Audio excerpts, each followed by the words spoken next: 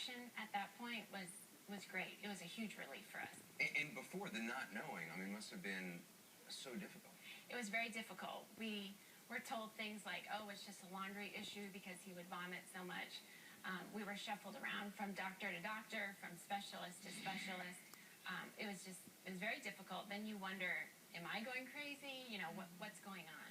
Jordan, what would happen if Cy eats real food? What's the reaction? Cy has a very severe case of what they call EOE, eosinophilic esophagitis. So his body will attack itself, thinking that it needs to get rid of what's coming inside of his body.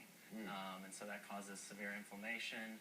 Left over time, it will scar, can eventually cause the esophagus to close shut to where he wouldn't be able to eat food at all ever again and have to live permanently on a gastric tube. Wow. How do you feel when you realized that he was actually eating crumbs off the floor just to kind of get that taste?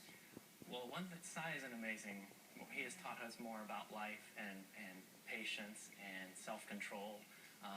That was a real time of honesty for Cy, and it really was sobering for us because you sometimes forget this becomes normal, and when we're sitting at the table, maybe commenting on our food, saying, "Oh, this is really good," and we're having, and Cy is sitting there eating the same thing night after night.